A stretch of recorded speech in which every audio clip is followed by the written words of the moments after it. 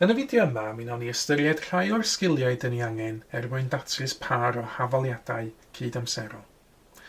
Un o'r pethau dyn ni angen gwybod sydd wedi wneud yw i luosi hafaliad, tebyg i 2x adio 5 yn hafal 18, gyda'r rhif, tebyg i 3. I wneud hyn, dyn ni angen lluosi pob term yn yr hafaliad gyda yr rhif yma. Felly, ar gyfer 2x adio 5 yn hafal 18 wedi cael ei luosi fo 3, dyn ni'n cychwyn efo 2x lluosi fo 3, mae hynny yn 6x. Yna, dyn ni'n ystyried 5 lluosi fo 3, mae hynna yn 15. A wedyn, dyn ni'n gwneud 18 lluosi fo 3.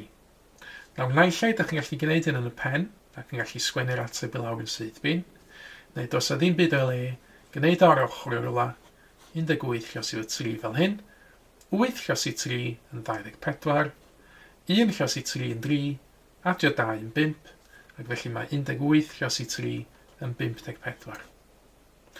Tro arall, efallai fod fi angen lluosi hafaliad efo rhif negatif. Yn fan hyn, dwi angen cychwyn efo minus 3x lluosi minus 2. Mae rhywbeth negatif, lluosi rhywbeth negatif arall yr atab positif. Ac felly 6x ydy'r peth dwi'n gychwyn efo yn fan hyn. Wedyn mae gen i fi 8y lluosi minus 2, rhywbeth positif, lluosi rhywbeth negatif, felly atab negatif, yn fan hyn minus 16y. A wedyn mae gen i fi 4 lluosi minus 2, na mae hynny yn minus 8. Eto mae gen i fi rhif positif, lluosi rhif negatif yn atab negatif.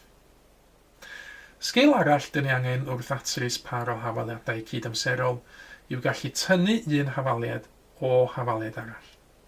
Enghraifft yn fan hyn, dwi eisiau cychwyn efo'r hafaliad 12x adio 16 yn hafal i 42, a dwi eisiau tynnu ffwrdd yr hafaliad 12x adio 12 yn hafal i 10. Eto, dyn ni'n gweithio term wrth derm yn fan hyn. Gan gychwyn, efo'r enghraifft yma, efo 12x tynnu 12x. Mae hynna'n dim x, felly dwi'n angen sgwennu ddim byd yn fan hyn. Yna, dwi'n symud i wneud 16y tynnu 12y, mae hynna'n 4y. Ac o'r ochr dde'r hafaliad, mae gen i fi 42 tynnu 10, sydd yn 32. Dyma ni enghraifft arall yn fan hyn. Dwi eisiau cychwyn efo'r hafaliad 3x tynnu 4y yn hafal i 2, a dwi eisiau tynnu ffwrdd yr hafaliad minus 2x tynnu 4y yn hafal i minus 2. Bach mwy o ofal yn fan hyn, roedd dwi am dynnu ffwrdd weithiau rhifa negatif. Enghraifft, i gychwyn, dwi eisiau gwneud 3x tynnu ffwrdd minus 2x. Dyn ni angen cofio fan hyn fod tynnu rhywbeth negatif rhyw fath ag adio. Felly'r swm ar gyfer 3x tynnu minus 2x, go wir, yw 3x adio 2x.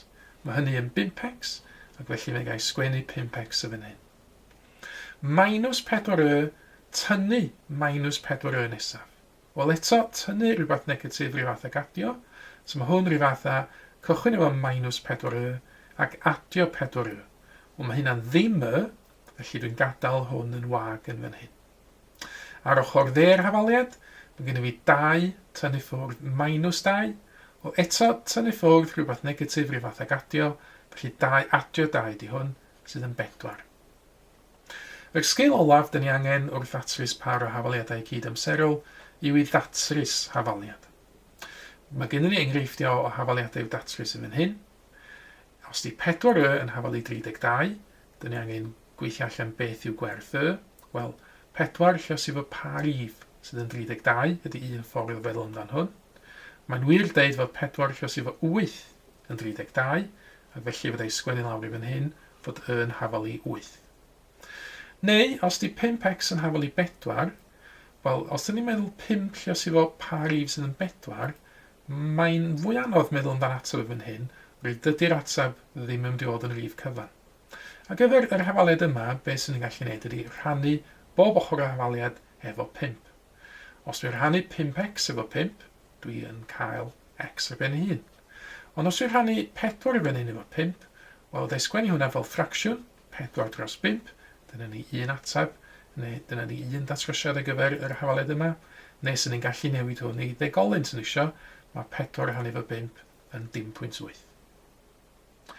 Dyma ni ychydig o gwestiynau I chi geisio yn nawr. Ystynwch ddarn o bapur allan, rhowch gynnig arni hi, ac yna unwaith mae gennych chi set o atebion eich hun, cymharwch nhw wedyn yn erbyn yr atebion cywir sydd yn nawr yn cael ei dangos ar y sgrin.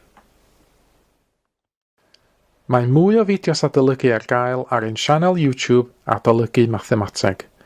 Am y newyddion diweddaraf neu holi cwestiwn, dilynwch ein cyfrif trydar @mathemateg. Neu ewch i'n gwefan www.mathemateg.com am fwy o adnoddau adolygu.